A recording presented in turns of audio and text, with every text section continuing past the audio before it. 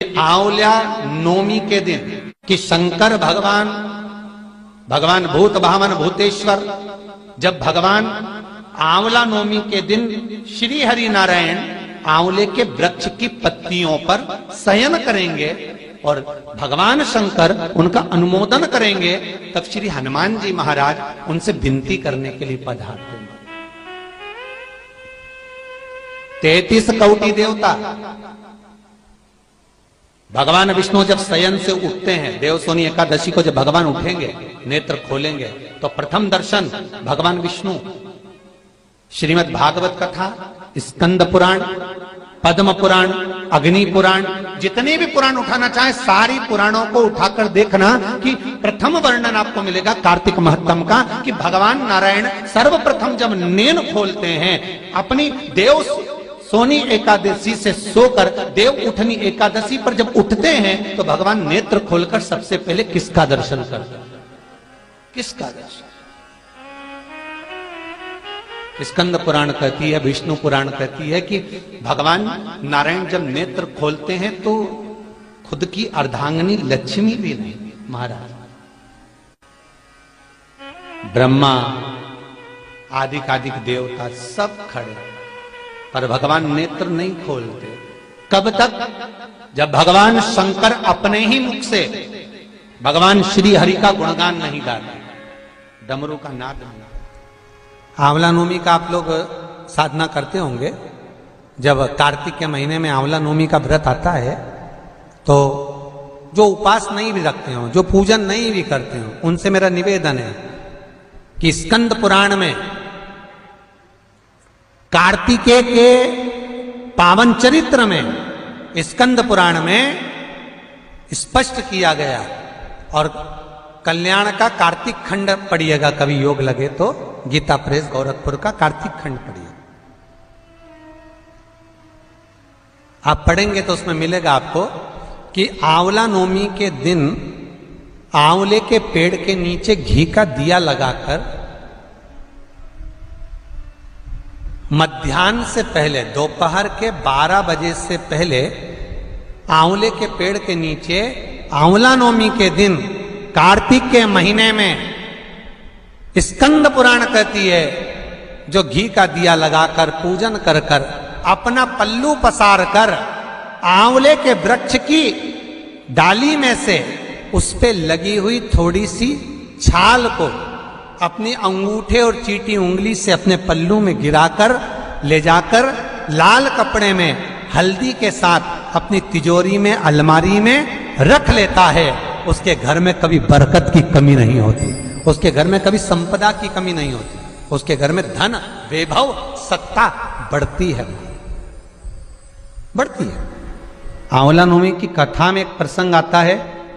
आंवला नवमी का पूजन आपको करना आता है, व्रत करने वाली माताएं व्रत करती है, आंवले के पेड़ के नीचे जाकर पूजन करना, भोजन करना, आंवले का वृक्ष की छाया में बैठना, उस दिन किसी को अपशब्द ना कहना, आंवले की पूजन कर कर अपनी झोली को पसार कर चीटी उंगली और अंगूठे से आंवले की छाल को थोड़ा सा पल्लू में गिरा लेना, उस छाल को ले जाकर अपनी बरकत में, अपनी अलमारी में, अपनी तिजोरी में रख देना। यह आंवला नवमी की पूजन का विधान है, संपदा के।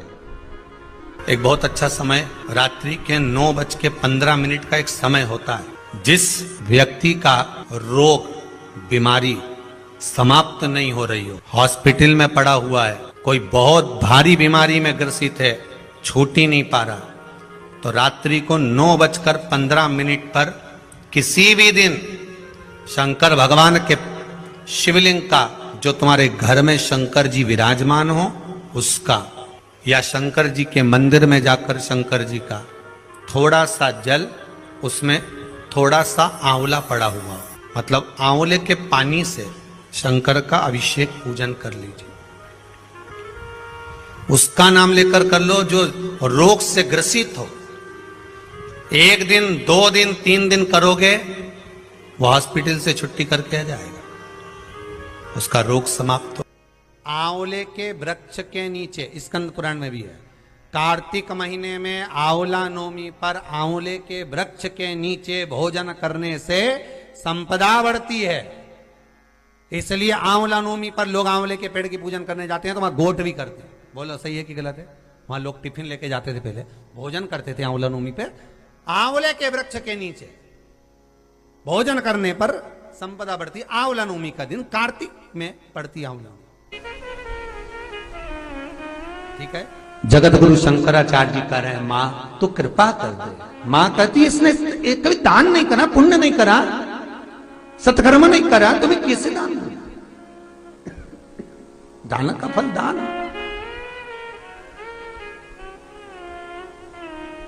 कैसे दूं मैं? मां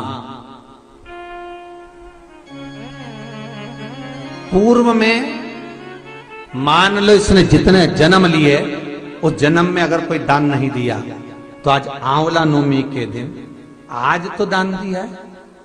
लक्ष्मी जी बोलती है जो अभी करेगा इसका फल तो बाद में मिलेगा।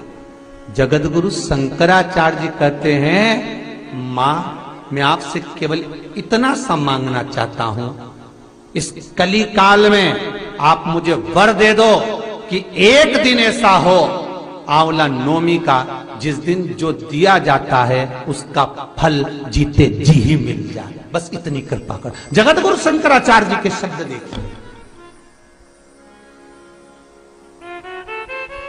गौदान करा उसका फल बाद में मिलेगा, कुछ दान करा उसका फल बाद में, पर आंवला नवमी के दिन अगर आपने कुछ दान दिया है, आंवला नवमी के दिन अगर आपने दान किया है, उसका फल जगत गुरु शंकराचार्य जी माता लक्ष्मी से कहते आज की आज मिलना चाहिए।